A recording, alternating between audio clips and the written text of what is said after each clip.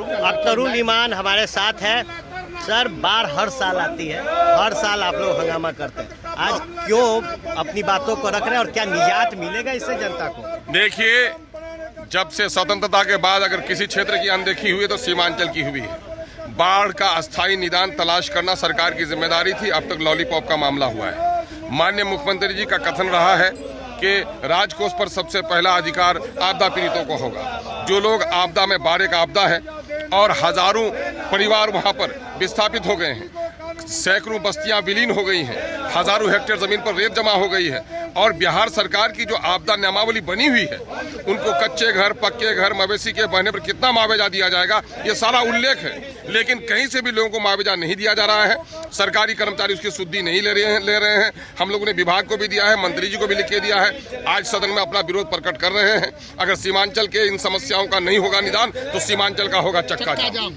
आपदा विभाग में कई घोटालों की भी बात की जाती है, तो क्या लगता है कि जो मुआवजे हैं, जो अधिकार है जनता का, वो नहीं मिल पा रहा? और जो भ्रष्टाचार की बात हो रही है, तो क्या लगता है कि जो काम आपदा को रोकने के लिए किया जा रहा है, बाढ़ को रोकने के लिए किया जा रहा है, वो भ्रष्टाचार के कारण नहीं हो पा रहा? देखिए, देश के कई राज्यों में और उसमें बिहार भी शामिल है, जब जब कोई आपदा आती है तो नौकरशाहों के, ठेकेदारों के बैंक में पैसे बढ़ जाते हैं। जाहिर है कि इसका घोटाला हो रहा है और उस घोटाले के कारण ही जो लोग हकदार हैं उसको हक नहीं मिल रहा है और उसके नाम पर लेपापोती करके जो कोरोना के नाम पर जितने भी चलाए गए कोरोना सेंटर्स चलाए गए, सब में घोटाला हुआ है, संगीन घोटाला हुआ है।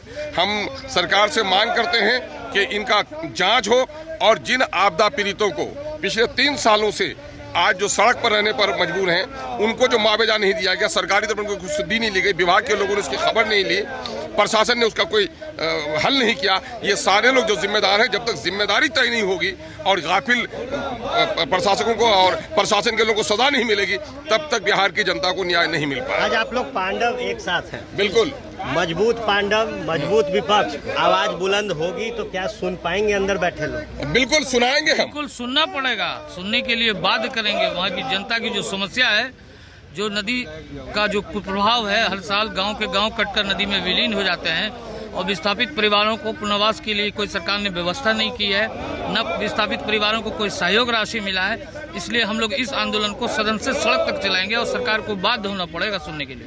हंगामा को लेकर कल एक बयान डिप्टी सीएम तारकिशोर प्रसाद ने भी दिया और मंत्री श्रवण कुमार ने भी दिया कि हम चाहते हैं सदन को बेहतर ढंग से चलाना। अब जब आवाज उठेगी तो क्या सदन बेहतर ढंग से चलेगा? जाहिर सी बात है, लोगों की जो आवाज है उसको हम यहाँ पे सदन में उठाएंगे और सरकार को हमारी सीमांचल की खास करके जो भी समस्याएं हैं उनको सुनना पड़ेगा और उनका समाधान निकालना पड़ेगा। चलिए, तो निश्चित तौर पर अब जब बजट सत्र शुरू हुआ है विधानसभा का, तो उससे पहले जो विपक्षी दल हैं और खास तौर पर AIMIM यानी कि 5 पांडव ये खुद को कहते हैं और आज 5 पांडव विरोध प्रदर्शन कर रहे हैं उस मामले पर जो हर साल बिहार में आपदा के तौर पर आती है। सीमांचल एरिया हो या फिर कई इलाके जो बिहार में हर साल बाढ़ से प्रभावित होते हैं, उन इलाकों के लोगों के लिए मुआवजा देने की बात कही जा रही है। साथ ही साथ कह रहे हैं कि जो बाढ़ आती है उस पर परमानेंट सॉल्यूशन सरकार लाए और सदन से सड़क तक